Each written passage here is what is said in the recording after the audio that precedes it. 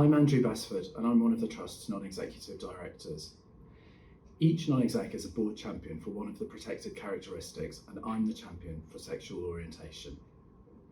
This year, Pride Month marks the 20th anniversary of the repeal of Section 28. From 1988 to 2003, Section 28 of the Local Government Act banned local authorities and schools from promoting homosexuality. That meant teachers weren't allowed to teach about same-sex relationships. I was quite young at the time Section 28 came in, and I remember the deliberately scary Don't Die of Ignorance advertising campaign and the stigmatisation and discrimination, especially of gay men dealing with AIDS and HIV at that time. The legislation deprived generations of LGBTQ+ pupils the chance of seeing people like them in books, plays and films that their schools could show. It discouraged schools and other organisations who might have been a source of support from providing that support, further isolating young people who are LGBTQ+.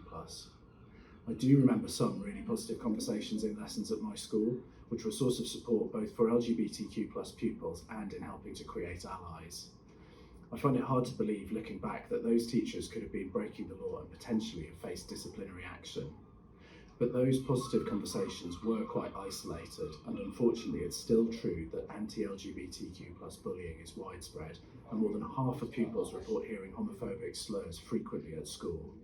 Sadly, there's still evidence that rates of suicide and self-harm among young LGBTQ+ people are higher than their peers.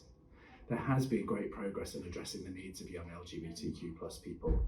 We've seen a steady increase in society accepting lesbian, gay and bi relationships. Personally, I'm really proud that the first wedding my daughter went to was for a same-sex couple who were close friends, and that's hopefully one way she's seen that as parents we'll support her to be openly herself as she grows up. We can't take this direction of travel for granted though, and we've recently seen politicians in some countries and US states bringing in their own equivalents of Section 28. At Northumbria, our Trust Board is very concerned about incidents of violence and aggression towards our colleagues. We want to make sure that all our LGBTQ+ colleagues are aware of the support that's available for them, and we want all our LGBTQ+ patients to understand that our services will be welcoming and that they'll be treated with dignity and respect. We get a lot of valuable insight from the staff networks and coaching programme, and we have a zero tolerance policy for bullying, violence or aggression, and we'd like you to tell us what more we can do.